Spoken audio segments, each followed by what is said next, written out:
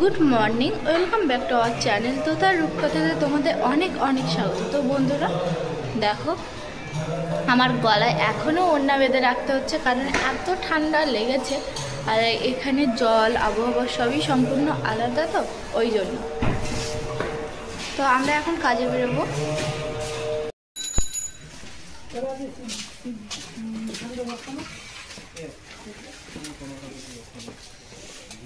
তো আমরা হেঁটে হেঁটে যাচ্ছি, আর হেঁটে যেতে যেতে রোজই দেখি আম গাছতলায় কিছু লোক বেগুন বিভিন্ন ধরনের সবজি পাইকারিতে বিক্রি করে। এই যে তো এই দেখতে পাচ্ছ তোমরা, সাজাচ্ছে।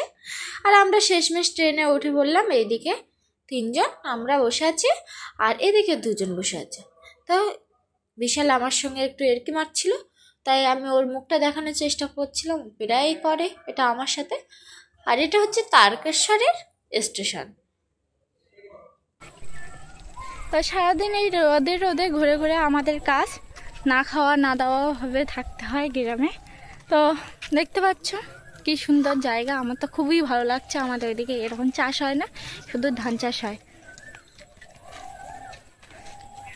তো এখন একটা বাড়ি দেখাবো একদম গ্রাম অঞ্চলের মধ্যে।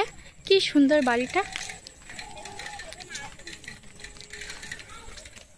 যত সম্ভব দুটো পরিবারে, 2 ভাইয়ের হয়তো বাড়ি হতে পারে। এই যে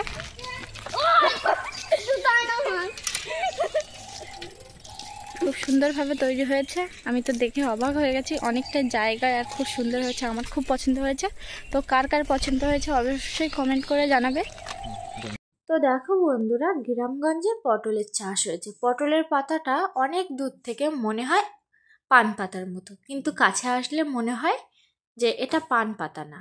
তো কি সুন্দরভাবে পটলের চাষ করেছে, আর পটল গাছে ফুল এসছে।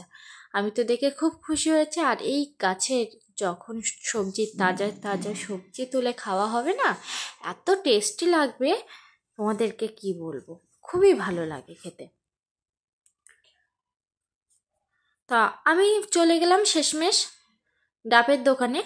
তো এখান থেকে ডাব কিনে খেতে খুবই কষ্ট হচ্ছিল, কারণ বাড়িতে 20 টাকা করে বিক্রি করি, আর এখানে 60 টাকা করে কিনে খেতে হচ্ছিল।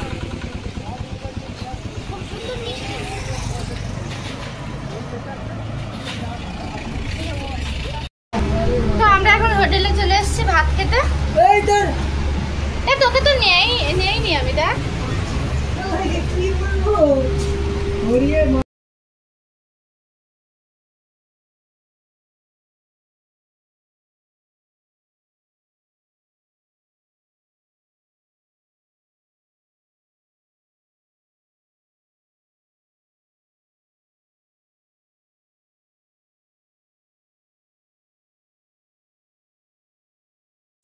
তো আমরা সবজি ভাত খেতে বসে পড়লাম, পরেক্ষণে মাছ ঝোল নিয়েছিলাম, সেটা আর তোমাদেরকে দেখাতে পারলাম না। তো খাওয়া দাওয়া শেষ করে আমরা বেরিয়ে পড়লাম। তো রাস্তা দিয়ে যেতে যেতে দেখলাম অনেক ভাঁড় তৈরি করছিল এই কাকিমাটা, তো যেটাতে আমরা চা খাই। বড় এই যে কলসিও ছিল, মালসাও ছিল, আর এই জায়গায় অনেক তো ছিল ভাঁড়। তো এই দাদাটা তৈরি করছিল, তোমাদেরকে একটু দেখিয়ে দিলাম। তো সারাদিন বসে বসে এই ভাঁড় তৈরি করে, আর এই রৌদ্রে দেয়। আমি প্রায় দেখলাম 2 দিন ধরে ধরে।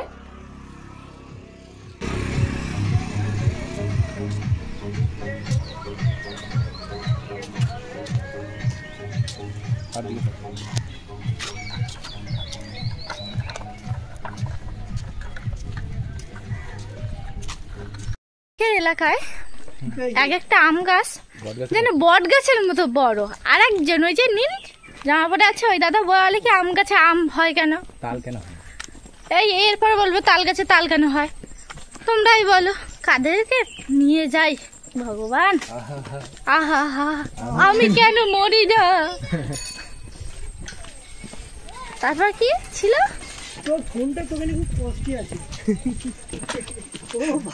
কষ্টে আমার ফোন কষ্টে নেই, কষ্ট হচ্ছে আমাকে যারা সহ্য করতে পারে না তারাই কষ্টে আছে, তার মধ্যে তুই আছিস। হাঁটা হচ্ছে স্বাস্থ্যের পক্ষে উপকার।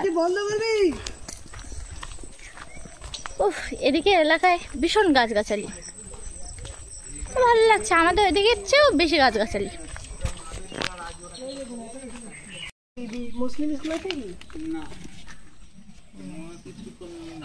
কি আছে না লোকেশন যাই না, লোকেশন অঙ্গনওয়াড়ি যদি স্কুল হয় ওইখানে আছে, হয়তো মন্দিরের পেছনে অঙ্গনওয়াড়ি স্কুল।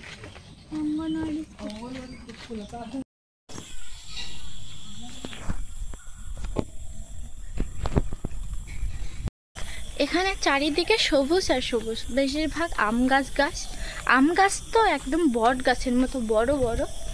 তো অনেক বয়স্ক মানুষজন ওখানে বসেছিল, আমার খুব ভালো লাগছিল। ছোটবেলার কথা মনে পড়ে গেল আমার। তো দেখো বন্ধুরা, আমি অনেক দিন পর পুরাতন বাড়ি দেখতে পেলাম, এই যে ভাঙা বাড়িটা। আর আমার এই পুরাতন বাড়ি খুবই ভালো লাগে।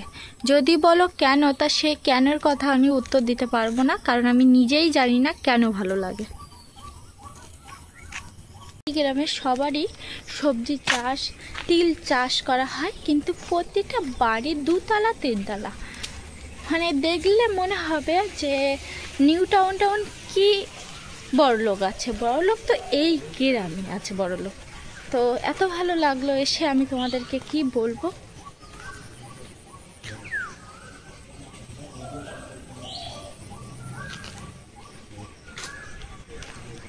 পিছনে যাকে দেখতে পাচ্ছেন,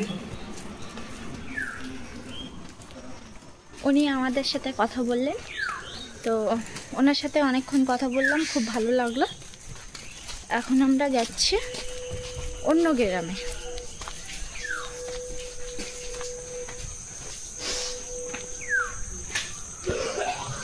ফেরার পথে কি হারে বৃষ্টি হচ্ছে তোমরা দেখতে পাচ্ছ বন্ধুরা। ভীষণ ঝড় বৃষ্টি আর বজ্রপাত।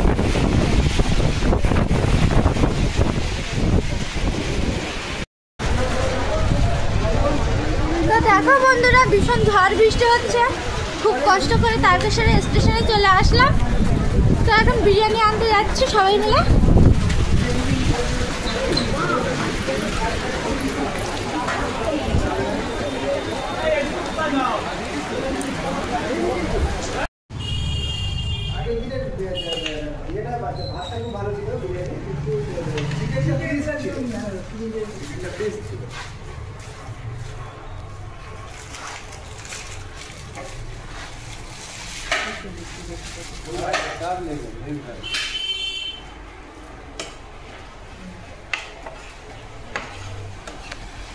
তো